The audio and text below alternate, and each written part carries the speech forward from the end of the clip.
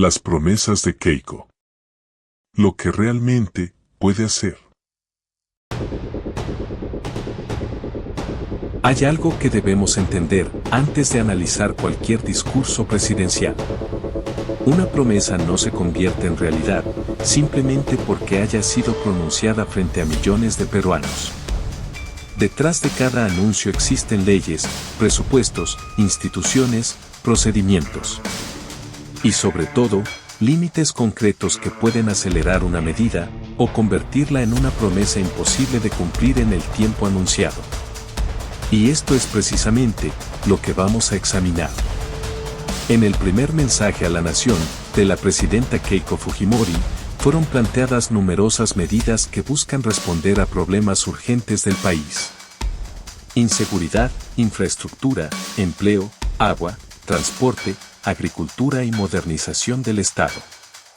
Pero la pregunta que realmente importa es otra: ¿cuáles de esas promesas dependen directamente del Poder Ejecutivo y cuáles necesitan mucho más que voluntad política? Porque una cosa es anunciar una transformación y otra muy distinta es tener las herramientas para ejecutarla. En este video, vamos a separar las promesas del discurso de la capacidad real del Estado para cumplirlo. Quédate hasta el final, porque algunas promesas pueden ponerse en marcha prácticamente de inmediato, mientras que otras esconden dificultades mucho mayores de las que aparentan.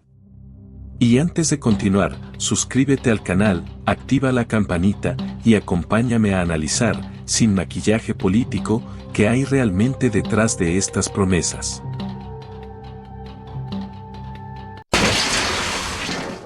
Las promesas que sí pueden cumplirse.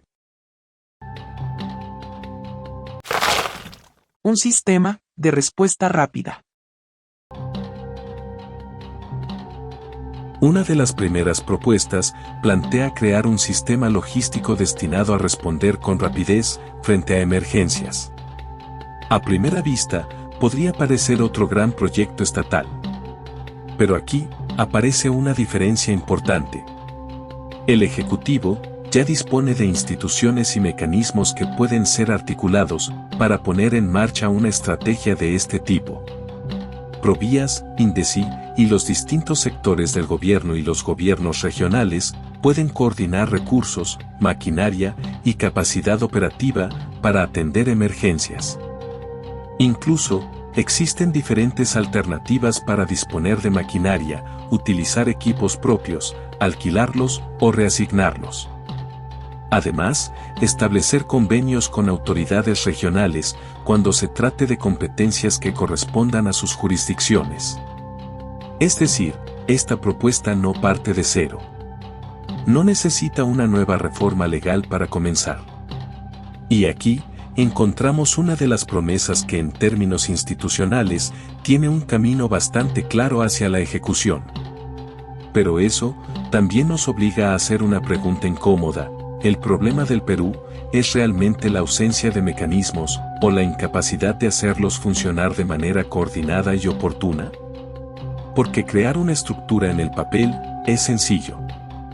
Hacerla responder cuando una emergencia golpea al país es otra historia. Ayuda para los agricultores afectados por el clima. Otra de las promesas apunta directamente al campo. La propuesta es brindar asistencia financiera y técnica a los agricultores afectados por fenómenos climáticos. En este caso, tampoco estamos frente a una idea que carezca de antecedentes. El Ministerio de Desarrollo Agrario y Riego ya cuenta con instrumentos y entidades capaces de proporcionar asistencia técnica y canalizar apoyo hacia los productores afectados. Incluso, existen precedentes de medidas similares adoptadas por el Estado frente a emergencias climáticas. Por lo tanto, desde el punto de vista jurídico e institucional, la propuesta es posible. Pero existe un detalle que puede determinarlo todo: el dinero. Porque una política puede ser perfectamente legal y al mismo tiempo quedarse sin capacidad de ejecución si no existe una asignación presupuestal suficiente. Si los recursos ya están disponibles dentro del presupuesto del sector, la asistencia podría desplegarse sin necesidad de una reforma legal. Pero si esos recursos no existen o resultan insuficientes, el gobierno tendría que buscar mecanismos presupuestarios adicionales, como transferencias o créditos suplementarios. Así que aquí aparece una primera lección: ser viable legalmente no significa que esté automáticamente financiada. Inteligencia contra el crimen organizado. Quizá una de las promesas más importantes frente a la inseguridad sea la de fortalecer los sistemas de inteligencia. Para golpear a las organizaciones criminales no solamente en las calles, sino también desde sus estructuras económicas y desde sus propios líderes. La idea es atacar a estas organizaciones desde arriba. No limitarse a capturar a quienes ejecutan las órdenes, sino llegar hasta quienes las dirigen y hasta las redes financieras que las mantienen operativas. Y nuevamente, el gobierno cuenta con una estructura institucional para hacerlo. El Sistema de Inteligencia Nacional tiene un marco legal vigente. La DINI cumple un papel central dentro de ese sistema, mientras que el Ministerio del Interior y la Policía Nacional cuentan con órganos especializados en inteligencia policial. A esto se suma la UIF Perú, que permite seguir el rastro financiero de actividades vinculadas al crimen organizado. En consecuencia, fortalecer presupuesto, tecnología, personal y coordinación entre estas instituciones es una decisión que está dentro del campo de acción del Ejecutivo. Pero aquí surge una cuestión fundamental. El problema no consiste simplemente en tener organismos de inteligencia. El verdadero desafío está en lograr que toda esa información se transforme en investigaciones eficaces, operaciones concretas y golpes reales contra las estructuras criminales. Porque si la inteligencia no llega a convertirse en acción, termina siendo solamente información acumulada en oficinas del Estado. Premiar a los policías por su mérito. La presidenta también planteó establecer un sistema permanente de reconocimiento al mérito para el personal policial. Y nuevamente, encontramos una promesa que al menos desde el punto de vista administrativo, presenta pocas barreras. La carrera policial ya contempla mecanismos vinculados con la evaluación del desempeño, los ascensos por mérito y diferentes formas de reconocimiento, como felicitaciones y condecoraciones. Por eso, la propuesta no necesariamente exige crear una institución completamente nueva. En buena medida, consiste en organizar y fortalecer mecanismos que ya existen. Esto significa que podría ser implementada mediante decisiones de gestión del propio Ejecutivo, sin necesidad de una gran reforma legal. Pero debemos preguntarnos algo más profundo: ¿reconocer al policía es suficiente para transformar a la Policía Nacional? Probablemente, no. El reconocimiento puede ser importante para la moral institucional. Pero una verdadera reforma policial necesita también formación, equipamiento, carrera pública, inteligencia, condiciones laborales y capacidad operativa. El mérito puede premiarse, pero la seguridad de todo un país no se construye únicamente con medallas. Flagrancia y reforma penitenciaria. Otra de las promesas plantea fortalecer las unidades de flagrancia y emprender una profunda transformación del sistema penitenciario. Aquí también existe una ventaja importante para el gobierno: las unidades de flagrancia ya existen. Por lo tanto, no sería necesario inventar una nueva figura jurídica. La tarea consistiría en ampliar, fortalecer y llevar ese modelo a una mayor escala. Y respecto del sistema penitenciario, el Ejecutivo también tiene herramientas para actuar, mediante el Ministerio de Justicia y el INPE.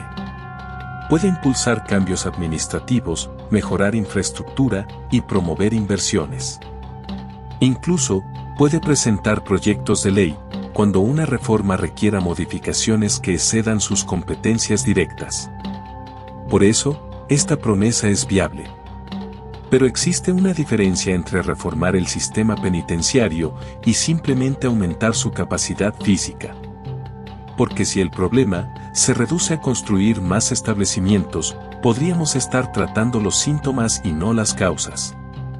Una reforma penitenciaria de verdad tendría que preguntarse qué ocurre dentro de las cárceles, cómo se controlan las organizaciones criminales que siguen operando desde ellas. ¿Y cuál es el nivel real de reinserción de quienes cumplen condena? Y ahí comienza una discusión mucho más compleja. Decretos de urgencia frente a las crisis. Otra promesa tiene una característica muy particular. El gobierno anunció que utilizará decretos de urgencia para enfrentar problemas considerados prioritarios. Entre ellos, el fenómeno de El Niño y la inseguridad ciudadana. Aquí, no estamos hablando de una herramienta que el Ejecutivo tenga que solicitar. La Constitución ya contempla esta facultad presidencial.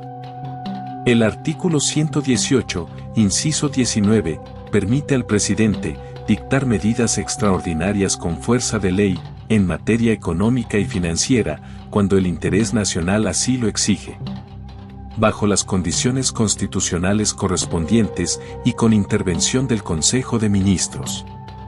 En otras palabras, el instrumento existe. Y además, no se trata de algo completamente ajeno a la experiencia peruana. Pues en situaciones anteriores vinculadas a fenómenos climáticos, se han utilizado mecanismos extraordinarios para facilitar acciones de prevención y emergencia. Pero, precisamente porque esta herramienta es poderosa, también exige vigilancia. Un decreto de urgencia puede acelerar decisiones. Lo que no puede hacer es convertir automáticamente una promesa política en una política pública exitosa. La rapidez puede ser necesaria frente a una emergencia, pero la rapidez sin planificación también puede producir errores costosos. Acelerar la inversión en infraestructura. La siguiente promesa parece sencilla: acelerar la inversión pública y privada en infraestructura productiva. Pero en realidad, estamos hablando de uno de los mayores desafíos estructurales del Estado peruano. El país ya tiene instrumentos para impulsar inversión pública, asociaciones público-privadas, proyectos en activos y mecanismos como obras por impuestos. También existe la Autoridad Nacional de Infraestructura, cuyo objetivo incluye justamente acelerar proyectos considerados prioritarios. Por lo tanto, desde el punto de vista institucional, el camino está abierto. La pregunta real es otra: ¿qué tan rápido puede ejecutar el Estado lo que ya tiene autorizado? Porque una cosa es disponer de mecanismos de inversión y otra es contar con proyectos maduros, expedientes completos, terrenos disponibles, presupuesto, capacidad técnica y funcionarios capaces de ejecutar las obras. Por eso, el problema no necesariamente está en la ausencia de herramientas. Muchas veces está en la incapacidad de convertir esas herramientas en proyectos ejecutados. Y esa diferencia es fundamental para evaluar cualquier promesa presidencial. Más agua potable para los peruanos. El acceso al agua potable aparece también entre los compromisos del nuevo gobierno. La propuesta contempla ampliar la cobertura mediante plantas de tratamiento y sistemas de distribución. Una vez más, el Estado tiene las instituciones necesarias para intervenir. El Ministerio de Vivienda dispone de programas nacionales de saneamiento urbano y rural. Las empresas prestadoras de servicios y entidades como Sedapal participan en la gestión del suministro. Y existen distintos mecanismos para financiar proyectos de infraestructura. Por lo tanto, la promesa puede ejecutarse dentro del marco existente. Pero el gran interrogante vuelve a ser financiero. ¿Cuánto dinero existe realmente para llevar estas obras adelante? Porque decir que se ampliará la cobertura nacional de agua potable, sin establecer metas concretas ni explicar cuánto se invertirá, deja abierta una enorme zona gris. La promesa es posible. Pero la distancia entre posible y realizado dependerá del presupuesto, de la programación de inversiones y de la capacidad de ejecución. Y esa diferencia, en el Perú, no es menor. Metros para Arequipa, Piura y Trujillo. Y entonces, aparece una de las propuestas más ambiciosas, impulsar sistemas de metro, en Arequipa, Piura y Trujillo. Aquí, es donde el lenguaje de una promesa presidencial debe analizarse con mucho cuidado. La palabra utilizada es, impulsaremos. Y esa palabra, cambia completamente el alcance del compromiso. Porque impulsar un proyecto no significa necesariamente construirlo y ponerlo en funcionamiento durante el mismo gobierno.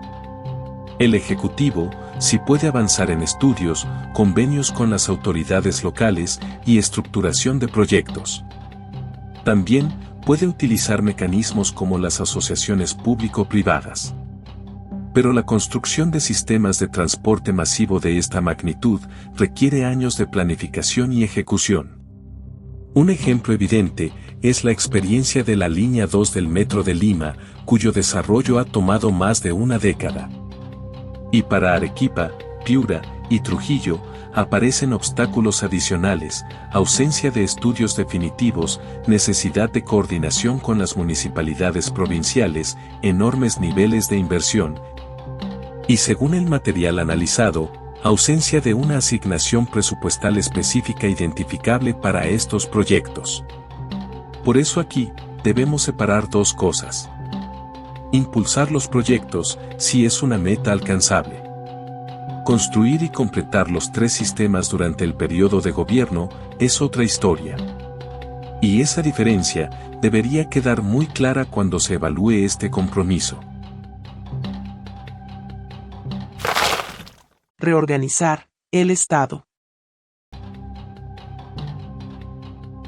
La siguiente propuesta toca un problema que lleva años en el centro del debate político peruano, la burocracia y la duplicidad de funciones. La promesa es reorganizar la administración pública para eliminar estructuras repetidas, ordenar competencias y recuperar eficiencia.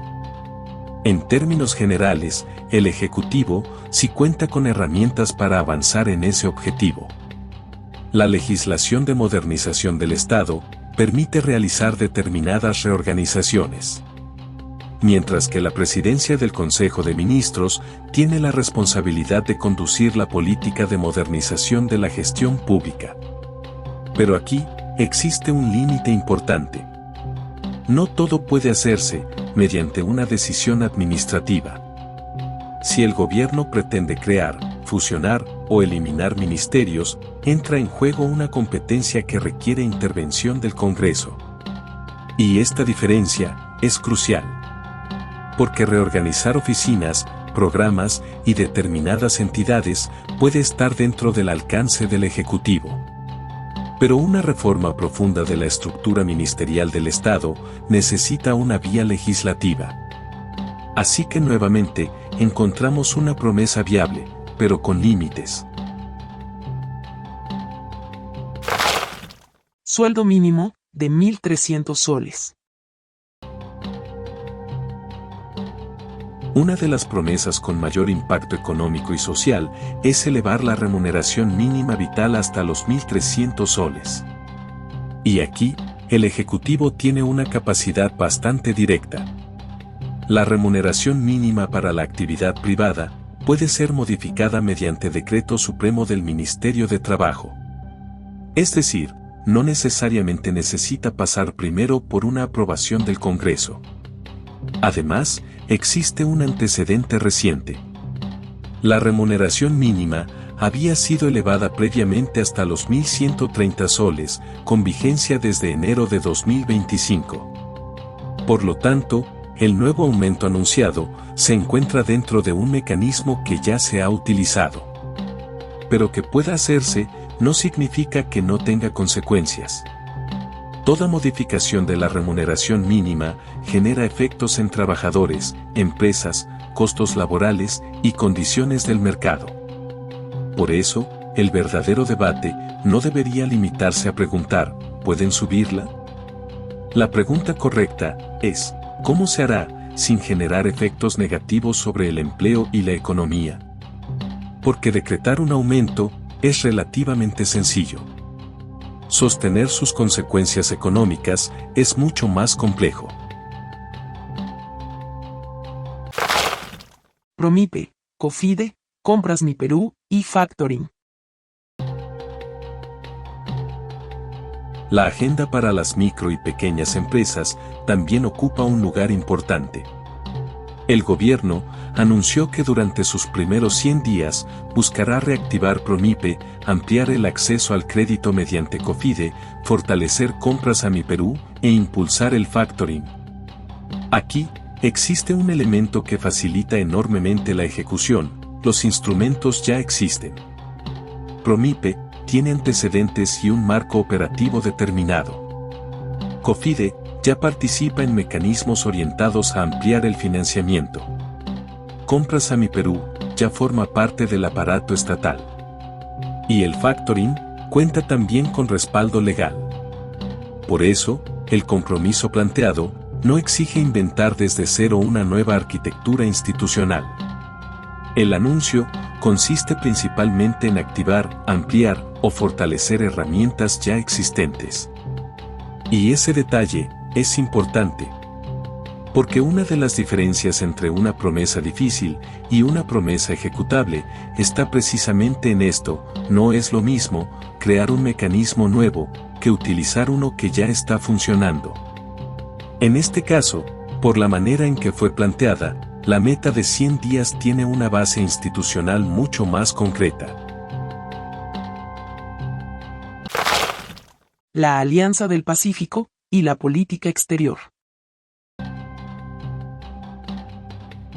Finalmente, dentro de este grupo de compromisos, aparece la intención de reforzar los acuerdos de integración regional, especialmente la Alianza del Pacífico, con el objetivo de aumentar la competitividad del Perú en los mercados internacionales. Aquí también, el Ejecutivo tiene una ventaja institucional. La conducción de la política exterior corresponde directamente al presidente de la República, mientras que la Cancillería y el Ministerio de Comercio Exterior cumplen funciones específicas dentro de este ámbito. Además, el Perú forma parte de la Alianza del Pacífico y participa en sus mecanismos de decisión. Por tanto, impulsar iniciativas, promover acuerdos, profundizar la integración y coordinar posiciones regionales son acciones que el gobierno puede realizar dentro de sus competencias actuales. No necesita una nueva ley para comenzar a hacerlo. Pero una vez más, debemos tener cuidado con el lenguaje. Participar en una integración regional es una cosa. Convertir esa integración en mayor competitividad, más exportaciones y mejores oportunidades para la economía peruana es otra. Los acuerdos internacionales pueden abrir puertas. Pero son las empresas, la infraestructura, la productividad y las políticas económicas las que determinan si el país realmente puede aprovecharlas.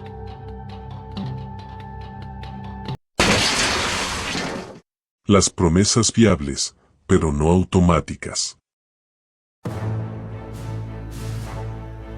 Y llegamos así a una primera conclusión. Varias de las promesas anunciadas por el nuevo gobierno sí cuentan con respaldo institucional y legal para comenzar a ejecutarse. No necesitan necesariamente una revolución legislativa. No necesitan esperar años para dar sus primeros pasos. En varios casos, el Estado ya tiene las instituciones, los procedimientos y los instrumentos necesarios. Pero aquí, aparece la verdadera prueba para cualquier gobierno: tener la facultad no garantiza tener resultados. Se puede disponer de un sistema de inteligencia y no desarticular al crimen. Se puede tener presupuesto para infraestructura y no construir. Se puede anunciar agua potable y no alcanzar a las comunidades que más lo necesitan. Se puede elevar el sueldo mínimo y al mismo tiempo generar efectos que deberán ser absorbidos por la economía. Y se pueden anunciar grandes sistemas de transporte que en la práctica necesiten más tiempo que el propio mandato presidencial. Por eso, analizar un discurso presidencial no consiste solamente en escuchar qué se promete. Hay que preguntar quién tiene la competencia, cuánto cuesta, cuánto tiempo requiere y qué obstáculos existen para cumplirlo. Y eso es precisamente lo que vamos a seguir haciendo. Porque si estas fueron las promesas consideradas viables, la verdadera batalla comienza cuando analizamos aquellas que podrían chocar con la realidad legal, presupuestal o institucional del Estado peruano. Y ahí es donde el discurso presidencial empieza a ponerse realmente interesante. Suscríbete al canal, activa las notificaciones y sigue acompañándonos, porque vamos a continuar separando las promesas políticas de las posibilidades reales de gobierno. En nuestro siguiente video, analizaremos las promesas que ya tienen un mecanismo similar. Nos vemos en nuestra siguiente historia.